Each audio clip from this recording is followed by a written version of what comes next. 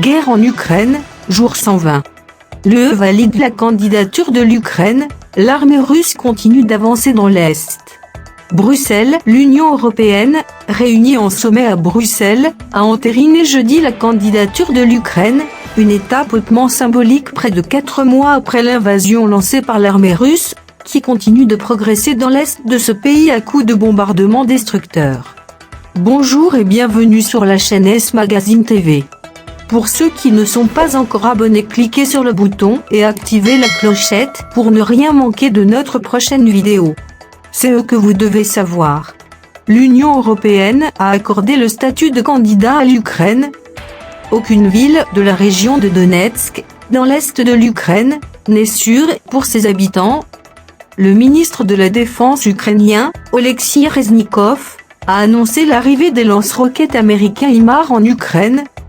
Le président ukrainien Volodymyr Zelensky a critiqué Israël, lui reprochant de ne pas avoir imposé de sanctions contre la Russie.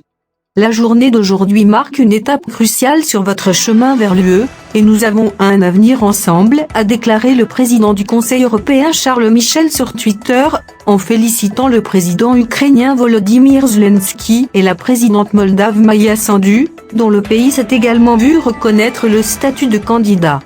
C'est un moment unique et historique dans les relations Ukraine-UE, a réagi très rapidement sur Twitter Monsieur Zelensky, avant de saluer dans une allocution en visioconférence devant les représentants des 27 le plus grand pas vers le renforcement politique de l'Europe. C'est notre victoire, nous avons attendu cette décision pendant 120 jours et même pendant 30 ans, depuis l'indépendance de l'Ukraine en 1991, a encore déclaré M. Zelensky dans une courte vidéo publiée sur Instagram à l'attention de ses compatriotes, avant de prédire la victoire à coup sûr face à l'armée russe.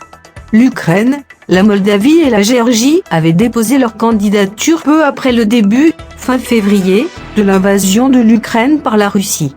Jamais l'UE n'a été aussi prompte à accorder ce statut, nouvelle illustration de sa solidarité envers Kiev et Chisinau. Mais la Géorgie, elle, devra encore attendre, sa candidature n'ayant pas été entérinée.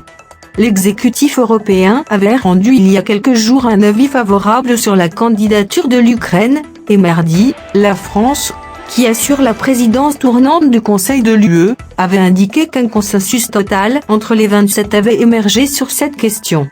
Ce scénario, inimaginable encore récemment, s'est imposé aux 27 avec la guerre menée par la Russie depuis près de 4 mois contre l'Ukraine.